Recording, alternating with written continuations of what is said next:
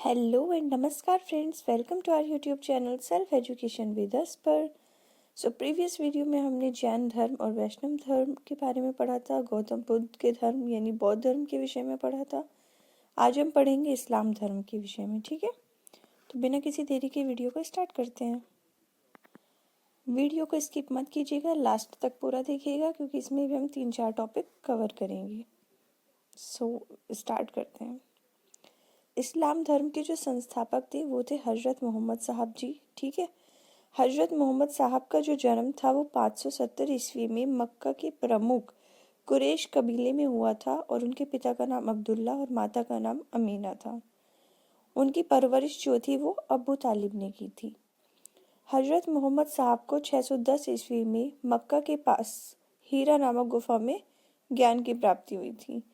ये भी आप नोट कर लीजिएगा कि हजरत मोहम्मद साहब को कहाँ और किस टाइम जो तक ज्ञान की प्राप्ति हुई थी, तो वो मक्का के पास हीरा नामक गांव मतलब गुफा में ज्ञान की प्राप्ति हुई थी। और कब हुई थी? 1610 में। 24 सितंबर 622 में पैगंबर के मक्का से मदीना की यात्रा जो है इस्लाम जगत में मुस्लिम संवत के नाम से जानी जाती है, यानी हिजरी संवत।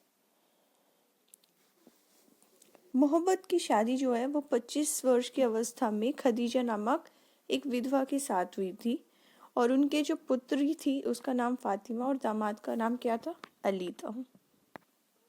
देवदूत जिब्रील ने पैगंबर मोहम्मद साहब को कुरान अरबी भाषा में संप्रेषित की और कुरान जो है इस्लाम धर्म का पवित्र ग्रंथ है। जैसे हमारा रामायण है, महाभारत है हिंदुओं में, और क्रिश्चियंस में क्या होता है? बाइबल। इसी तरह इनका क्या होता है? कुरान। ठीक है, यह पवित्र ग्रंथ जो है वो 114 अध्यायों में बटी है और इसमें 6360 पद है। पैगंबर मोहम्मद साहब ने कुरान की जो शिक्षा थी उसका उपदेश दिया था। हजरत मोहम्मद साहब की मृत्यु 8 जून 632 ईस्वी को हुई थी और इन्हें मदीना में दफनाया गया था। मोहम्मद साहब की जो मृत्यु है उसकी मतलब इस्लाम सुन्नी तथा शिया नामक 2 पंथों में विभाजित हो गया था। सुन्नी उन्हें कहते हैं जो सुन्ना में विश्वास रखते हैं। सुन्ना पैगंबर मोहम्मद जो थे उनके कथनों तथा कार्यों का वितरण करते हैं, और जो शिया अली की शिक्षा थी वो शिक्षाओं में विश्वास करते हैं और उन्हें मोहम्मद साहब की जो न्याय सम्मत उत्तराधिकारी मानते हैं। अली मोहम्मद साहब के दामाद थे। अली की 661 ईस्वी में हत्या कर दी गई थी और अली के पुत्र हुसैन की हत्या जो थी वो 680 ईस्वी में करबला यानी जो इराक में स्थित है नामक स्थान पर कर दी गई थी। इन दोनों हत्या ने शिया को निश्चित मत का रूप दे दिया। पैगंबर मोहम्मद साहब के उत्तराधिकारी जो थे वो खलीफा कहलाए। इस्लाम जगत में खलीफा पद 1924 ईस्वी तक रहा। ठीक है, इसके बाद इसे तुर्की के शासक ने मुस्तफा कलम पाशा को उनने जो था समाप्त कर दिया इस पद को। इब्न इशाक ने सर्वप्रथम पैगंबर साहब का जीवन चरित्र लिखा था और मोहम्मद साहब पैगंबर के जन्मदिन पर ईद मिलान मतलब उन नबी पर्व मनाया जाता है। भारत में सर्वप्रथम इस्लाम का आगमन जो था वो अरबों के जरिए हुआ था और 712 ईस्वी में अरबों ने सिंध जीत लिया था और सबसे पहले भारत के इसी भाग में इस्लाम का एक महत्वपूर्ण धर्म बना था। तो भारत में सबसे पहले जो इस्लाम था वो कब आया था? 712 में। और किसके द्वारा आया था? अरबियों की। ठीक है, नमाज के दौरान जो होता है मुसलमान मक्का की तरफ मुंह करके खड़े होते हैं और भारत से मक्का जो है वो पश्चिम की ओर पड़ता है। मक्का की ओर को जो मतलब उसकी दिशा होती है उसको किबला कहा जाता है। ठीक है, तो इस्लाम धर्म के बारे में इतनी ही जानकारी दी हुई है। अब हम पढ़ते हैं ईसाई धर्म के विषय में। ईसाई धर्म के जो संस्थापक थे वो सब जानते हैं, मतलब ईसा मसीह थे, जीसस जी थे और प्रमुख ग्रंथ जो है बाइबल है। ईसा मसीह का जन्म जो है वो जेरूशलेम के निकट बेथलेहम नामक स्थान पर हुआ था और ईसा का जन्म दिवस को किस रूप में मनाया जाता है? क्रिसमस के रूप में। ईसा मसीह की माता का नाम मैरी था और पिता का नाम था जोसेफ। ईसा ने अपने जीवन में प्रथम 30 वर्ष एक बढ़ई के रूप में कारपेंटर के रूप में बेथलेहम के निकट नाजरेत यानी इजराइल मतलब इजराइल में बिताए थे। ईसा मसीह के प्रथम 2 शिष्य थे, एंड्रूस एवं पीटर। ईसा मसीह जो है उनको सूली पर किसने चढ़ाया था? रोमन गवर्नर पोंटियस ने। और ईसा मसीह को 33 ईस्वी में सूली पर चढ़ा दिया गया था। ईसाई धर्म का जो सबसे पवित्र चिन्ह है वो क्रॉस का है, और क्रॉस त्रित्व में विश्वास रखते हैं, यानी मतलब 3 एक टाइप से रत्न बोल सकते हैं, यानी ईश्वर पिता, ईश्वर पुत्र और ईश्वर पवित्र आत्मा।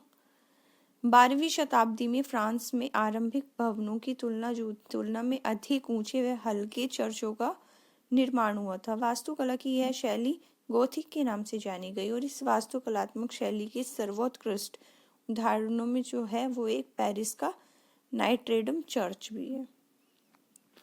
तो ईसाई धर्म के विषय में जो भी मेन पॉइंट्स थे वो मैंने आपको बता दिए हैं।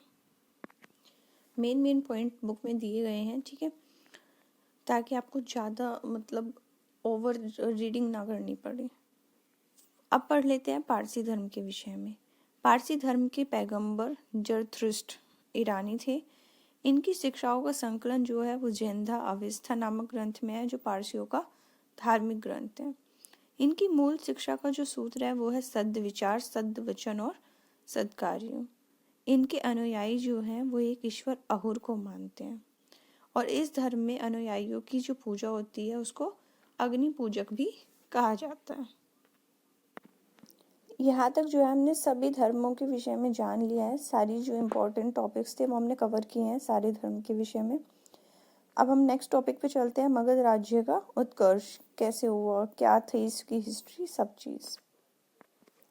मगध के जो सबसे प्राचीन वंश के संस्थापक थे वह थे बृहद्रथ। इसकी राजधानी थी गिरिब्रज जो राजगृह थी, और जरासंध बृहद्रथ के पुत्र थे।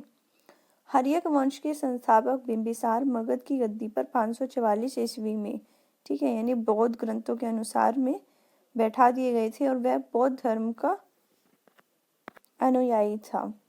यह प्रथम राजा था जिसने प्रशासनिक व्यवस्था पर बल दिया था। बिंबिसार ने बृहद्रथ को हराकर अंगराज्य को मगध में मिला लिया। बिंबिसार ने राजगृह का निर्माण कर उसे अपनी राजधानी बना लिया था, ठीक है, और मगध पर करीब जो है 52 वर्षों तक शासन किया था। महात्मा बुद्ध की सेवा में बिंबिसार ने राजवैद्य जीवक को भेजा। अवंती के राजा जो प्रद्योत थे, जब पांडु रोग से ग्रसित थे उस समय भी बिंबिसार ने जीवक को उनकी सेवा शुश्रूषा के लिए भेजा था ताकि उनकी केयर हो सके। इनके वैवाहिक संबंध मतलब जो थे 3 शादियां की थी इन्होंने, तो उनके विषय में भी जान लेते हैं। पहली शादी जो की थी इन्होंने वो की थी कौशल नरेश प्रसेनजीत की बहन महाकोशला से, ठीक है। सेकंड जो था वो था वैशाली के चेटक की पुत्री चेलन्ना जी से, और जो लास्ट मतलब थर्ड शादी इन्होंने की थी वो थी मध्य देश की राजकुमारी शेमा से, जो कि पंजाब की थी, जो अभी करंट में पंजाब में है। बिंबिसार की हत्या उसके पुत्र अजातशत्रु ने कर दी थी, और वह 493 ईस्वी पूर्व में मगध की गद्दी पर बैठ गए थे। इसका उपनाम जो है वो कुणिक है। वह प्रारंभ में जैन धर्म का अनुयायी था। अजातशत्रु ने 32 वर्षों तक मगध पर शासन किया था, ठीक है, और इनके मंत्री का जो नाम था वो वर्षकार था, जिसकी सहायता से इन्होंने अजातशत्रु ने वैशाली पर विजय की थी। जैन ग्रंथों से पता चलता है कि लिच्छवियों से युद्ध में अजातशत्रु ने प्रथम बार रथ मूसल यानी जो आधुनिक टैंक था उसका सामान तथा महाशिला कर्णक से गुलेल जैसे 2 गुप्त हथियारों का प्रयोग किया था। 461 ईस्वी में अपने पिता की हत्या कर उदयन जो है वो अपने मगध की गद्दी पर बैठ गए थे, और उदयन ने पाटलिग्राम की स्थापना की थी, और वह जैन धर्म के अनुयायी थे। हर्यक वंश का अंतिम राजा जो था वो उदयन का पुत्र नागदशक था। नागदशक को उसके अमात्य शिशुनाग ने 412 ईसा पूर्व में अपदस्थ करके मगध पर शिशुनाग वंश की स्थापना कर दी थी, ठीक है। 412 में जो था हर्यक वंश उनका ये लास्ट था। शिशुनाग ने अपनी राजधानी जो है पाटलिपुत्र से हटाकर वैशाली में स्थापित की थी। शिशुनाग का जो उत्तराधिकारी कालाशोक था वो पुनः राजधानी को पाटलिपुत्र ले गया और शिशुनाग वंश का अंतिम राजा जो था वो नंदीवर्धन था। नंद वंश जो था उसके संस्थापक महापद्म नंद थे तथा अंतिम जो शासक थे वह घनानंद थे। यह सिकंदर का समकालीन था और इसे चंद्रगुप्त मौर्य ने युद्ध में पराजित किया था। ठीक है, चंद्रगुप्त यानी मौर्य वंश के विषय में भी हम आगे जानेंगे। और मगध पर एक नए वंश मौर्य वंश की स्थापना की गई। हिस्ट्री में एक बहुत इंपॉर्टेंट नेम है सिकंदर, उनके विषय में भी थोड़ा हम जान लेते हैं। ठीक है, उनका जन्म कहाँ हुआ था, थोड़ा सा उनकी हिस्ट्री के बारे में, उनकी लाइफ के बारे में। सिकंदर का जो जन्म था वो 356 ईस्वी पूर्व में हुआ था और उनके पिता फिलिप थे। फिलिप 359 ईस्वी में जो था मकदूनिया का शासक बना था और इसकी हत्या कब हुई थी? 329 ईसा पूर्व में कर दी गई थी। सिकंदर जो थे वह अरस्तु के शिष्य थे। सिकंदर ने भारत विजय का अभियान जो है वो 326 ईसा पूर्व में किया था और इसका जो सेनापति था उनका नाम था सेल्यूकस निकेटर। सिकंदर को पंजाब के शासक पोरस के साथ युद्ध करना पड़ा था, जिसे हाइडेस्पीस के युद्ध या झेलम युद्ध के विषय में भी मतलब नाम से जाना जाता है। सिकंदर की सेना ने व्यास नदी बिपाशा, ठीक है, जिसको बिपाशा के नाम से जाना जाता है, यूनानी नाम जो था वो था हाइफासिस, के पश्चिमी तट पर पहुंचकर उसे पार करने से इनकार कर दिया था और स्थल मार्ग द्वारा जो है 325 ईस्वी पूर्व में भारत से लौटे थे। सिकंदर की जो मृत्यु थी वो 323 ईस्वी में बेबीलोन के 33 वर्ष की अवस्था में हो गई थी और सिकंदर का जल सेनापति का जो नाम था वो था निर्याकस। सिकंदर के जो प्रिय घोड़ा थे उसका वो नाम था वऊ केफला। इसी के नाम पर इन्होंने झेलम नदी के तट पर वऊ केफला नाम का नगर बसाया था। आज की वीडियो में भी हमने 5 टॉपिक्स को कवर किया है। ठीक है, पहला टॉपिक हमने कवर किया आज की वीडियो में इस्लाम धर्म, दूसरा ईसाई धर्म, तीसरा पारसी धर्म, फोर्थ है मगध राज्य का उत्कर्ष और फिफ्थ जो है सिकंदर के विषय में जाना है। ठीक है, आई होप कि वीडियो आपके लिए काफ़ी हेल्पफुल रहेगी, तो वीडियो को पूरा देखिएगा क्योंकि 4 से 5 टॉपिक हमने इसमें कवर किए हैं। नेक्स्ट वीडियो में हम मौर्य साम्राज्य के बारे में जानेंगे। तो वीडियो को लाइक करें, शेयर करें, सब्सक्राइब करें और press the bell icon. Thank you.